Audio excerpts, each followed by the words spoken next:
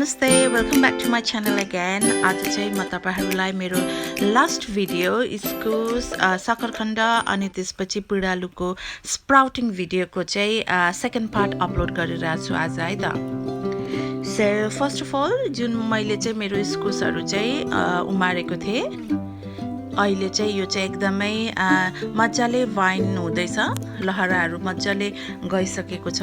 So अबको few weeks मा चाहिँ I am planning to transfer them out in my kitchen garden अनि बाहिर लगेर चाहिँ अब चाहिँ सोइलमा चाहिँ सोइल प्रिपरेसन गरेर चाहिँ सोइलमा चाहिँ प्लान्ट गर्ने नेक्स्ट भिडियोमा चाहिँ I am going to upload.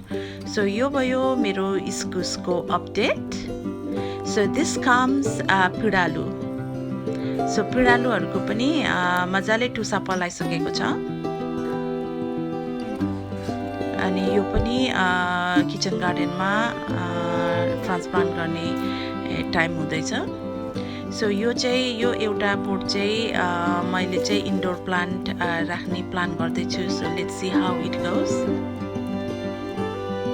किनभने मलाई चाहिँ यसको चाहिँ पातको बनावट चाहिँ एकदमै मन पर्छ. So I want to keep it as indoors. So how far I can go I will update you guys as well. अनि यो बाँकी अरु चाहिँ बाहिर रोप्ने.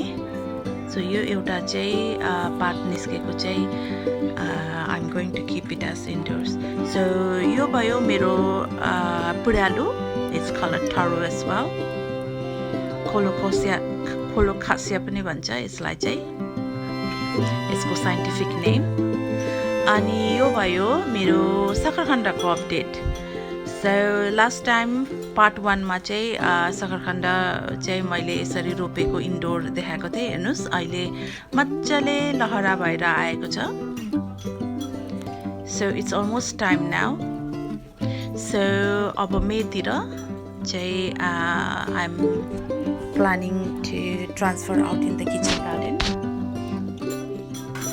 So abako next week dira and I'm going to update as well as a part 3 पछि harvest गर्ने बेलासम्म. सो यो चाहिँ भयो पानीमा डुबाको.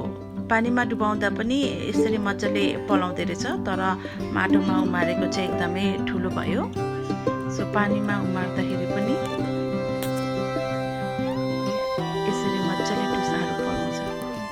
So guys, यो भयो मेरो part 2 upload.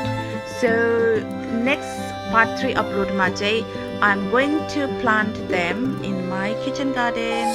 So until then, take care, stay safe रहनु होला. Bye. See you next week in next video.